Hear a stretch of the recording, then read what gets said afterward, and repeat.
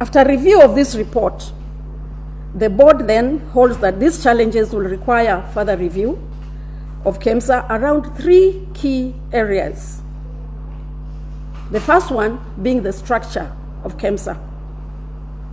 In this, the organization structure establishes the degree to which it is constrained in achieving the strategic objectives. Then we have number 2 as governance, to determine the best fit approach to leadership and to oversight across the organization. Then we have the processes as number 3, to determine the gaps in the organization processes, procedures, and technologies. So, as the review gets underway and in compliance with the legal requirements governing labor management, the board has issued general notice letters to all staff working with KEMSA this morning. As per the general notice letters issued, all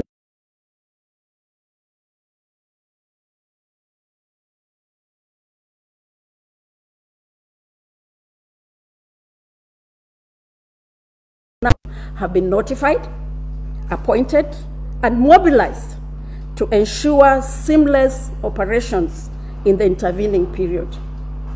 The board confirms that the necessary interventions have been put in place to avoid undue disruptions to service delivery and the day-to-day operations of KEMSA.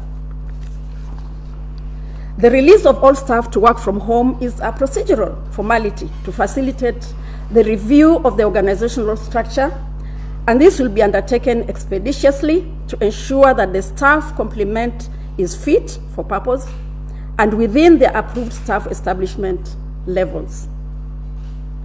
Attendance sensitivity and empathy will be maintained as the board is committed to ensuring a smooth review, and the following support measures have indeed been put in place. 1. Continuous staff engagement and consultation within the next 30 days.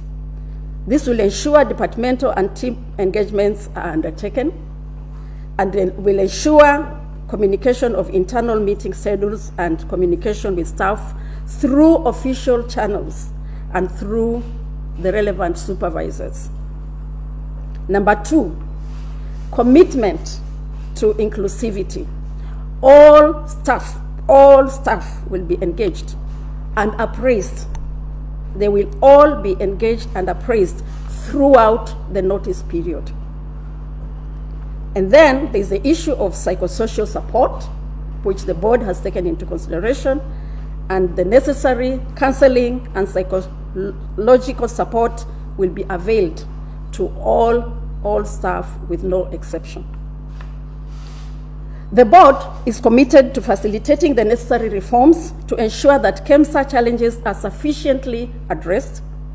This commitment includes aligning the organizational structure to industry-accepted standards for a health, commodities, and technologies procurement organization.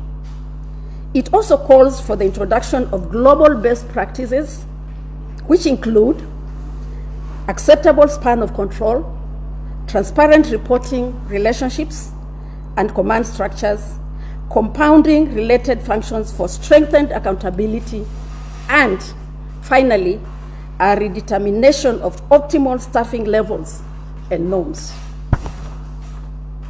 Ultimately, as the board chair, I am encouraged that the KEMSA staff, management, and other operating partners have expressed a commitment to supporting the envisaged reforms. These reforms will provide the foundation for achieving the Big Four health goals, including the realization of President Uhuru Kenyatta's much-cherished UHC program. The board commits to provide progressive updates on the reform milestones. And this is the end of our statement as a board. Thank you, Chairperson, for the address this morning. I now would welcome members of the media. Anyone with a question, we'll be happy to take that. We'll start with you, Sam, and then we can Okay. My name is Sam from Citizen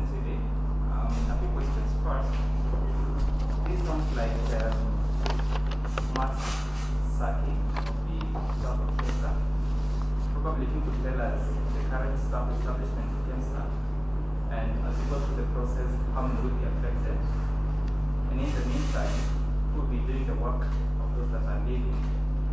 And secondly, already there are concerns from different legislators, including senators and members of the National Assembly, who are saying that this is a punishment to quote-unquote innocent workers of KEMSA at a time that KEMSA is still embroiled in the famous COVID-19 scandal.